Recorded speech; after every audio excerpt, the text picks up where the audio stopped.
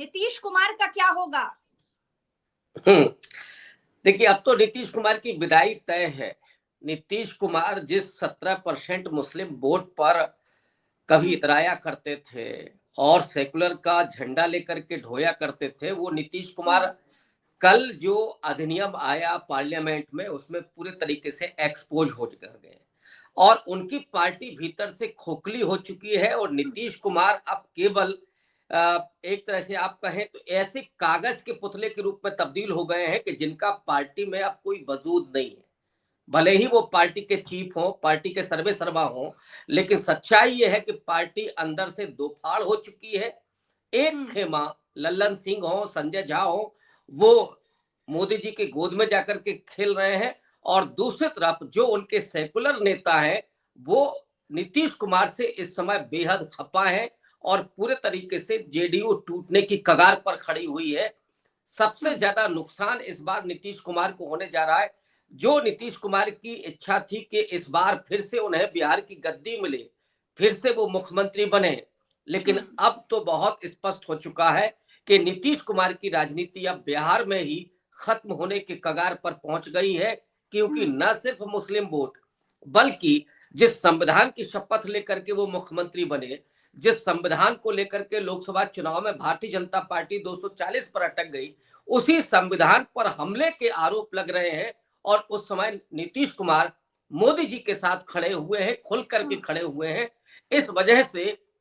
नीतीश कुमार की बिहार में पूरी तरीके से राजनीति एक्सपोज ही नहीं हो गई है, बल्कि मुझे तो लगता है कि अब वो पूरे तरीके से खत्म होने के कगार पर है। जी, अच्छा रविकांत सर, संसद में एक और चीज देखने को मिली। रात 2 बजे तक संसद चली है और इंडिया ब्लॉक के सभी सांसद ये जानते हुए कि उनके पास संख्या कम है, वो एनडीए से हार जाएंगे, ये जानते हुए कि नीतीश और नायडू का सपोर्ट होगा तो उनको हारना ही है, रात 2 बजे तक इस बिल के विरोध में संसद में डटे रहे।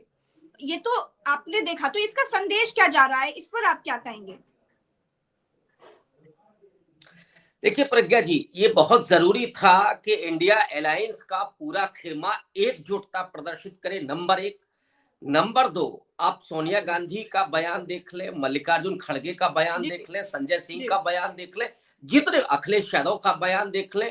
पूरे तरीके से खुल करके वो वक्फ बोर्ड अधिनियम के खिलाफ खड़े हैं और संविधान के साथ खड़े हैं, क्योंकि संविधान का आर्टिकल 25 से लेकर के 30 तक वो अल्पसंख्यकों के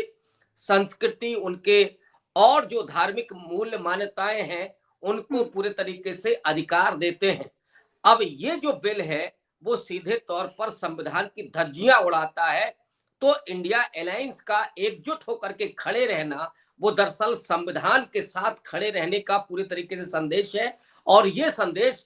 केवल मोदी सरकार को नहीं है, ये संदेश उन घटक दलों को भी है जो सेकुलरिज्म की कसमें खाते थे, जिन्होंने मुसलमानों को ठगा, उनके पीठ में खंजर घोंपा, और इस देश की जनता, वो अवाम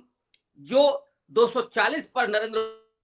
मोदी को रोक देती है, जो संविधान के हम ने खुल करके सपोर्ट दिया